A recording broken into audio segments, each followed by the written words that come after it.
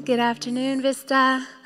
I just want to thank Pastor Dave for leading us and allowing this church to do God's great and mighty wonders, not only in our own lives and in our own hearts. He trains us and teaches us, but then he allows us to go out wherever God puts on us to do that in the world. And so thank you, Pastor Dave, and thank you, Vista.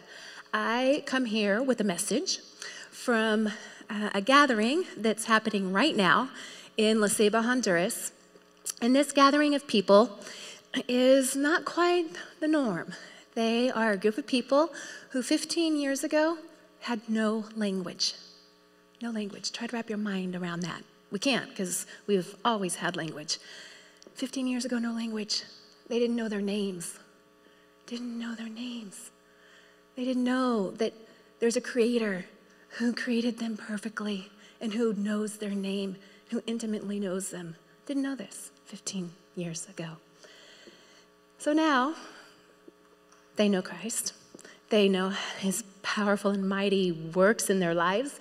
And last weekend, finished preaching, and I told them the plan that I was going to come to the Vista. And they know your peeps from the Vista. They love your church. And so they told me, okay, Robin, you go. We know you're going to be God's voice. We're going to be praying for you because we know you get nervous. But please tell them these three things. One, let them know we're so grateful. And so thank you from the deaf in La Ceiba. They said, number two, let them know that we love them.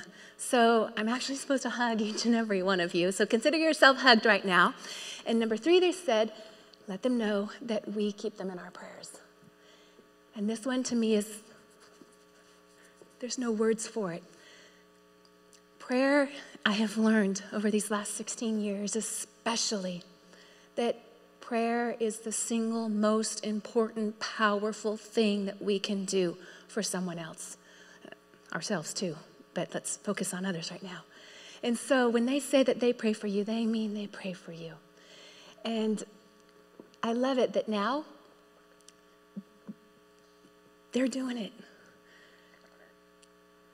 And the reason why Signs of Love exists is for lives like Amanda. And Amanda, 15 years ago, yes, she had no language. She started coming to our gatherings, just like the rest of them. And we would start teaching language and start teaching the Bible, teach language through the Bible, do silly dramas, and dress up like Jesus and the kings and whoever to get the point across. And people started learning. And then there was Amanda. Amanda was always expressionless, never started learning the language. But Amanda would notice things that needed to be done. She would see a piece of trash there, and she would go and pick it up and throw it away. She would see somebody's drink that was empty that needed to be filled, and she'd go and do it. She was a servant. And one day I put a paper on the wall, and I said, all right, everybody, if you want to go with me to a faraway village and go find other deaf people and teach them just like what you're learning now, put your name right here. So everybody, almost, got what was going on. So after they all left, I took the paper down, and I'm looking at who signed up, and I see one of the lines was this big X. And I thought, didn't take me long to figure out who that one was. So the next week when they came, I showed them the paper, and I'm like, who's the X? Everybody points to Amanda, like, oh, it's Amanda, the loser, that's her. And that's when I realized she still doesn't even know her name. I can't understand what that must feel like. I can't. But he can. And so Amanda started coming with us to the villages, and a year went by, and Amanda still was expressionless. She still didn't understand language. Amanda was that one that was always kicked to the curb. She was the one that they all pointed at and laughed at. And Amanda, through her tears, would continue picking up the trash, picking up the markers, doing what needed to be done. And it's because of Amanda that God taught me a very powerful lesson. And this lesson speaks to my life almost on a daily basis. You never give up. You never give up on anyone. I know that right now, today, God is speaking to some of your hearts. You never give up. And it's true. You never give up, because what happens? You keep pressing in. You keep believing with faith. You keep being light in the darkness. And he's going to come through. It's his promise. It's that simple. Timelines don't matter. We keep plugging on and we keep marching forward, and it's going to happen. So Amanda, after about 1.5 years, she started with her expressions. She started learning language. She started getting it. So much so that today she is one of the strongest leaders we have in La Ceiba. She is my friend.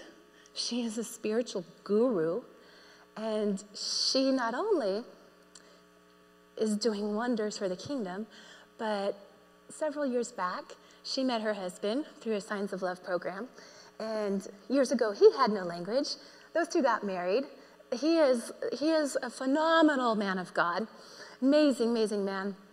Can tell a Bible story almost as good as Pastor Dave. And those two now have a little boy, a little hearing boy. And their life is beautiful.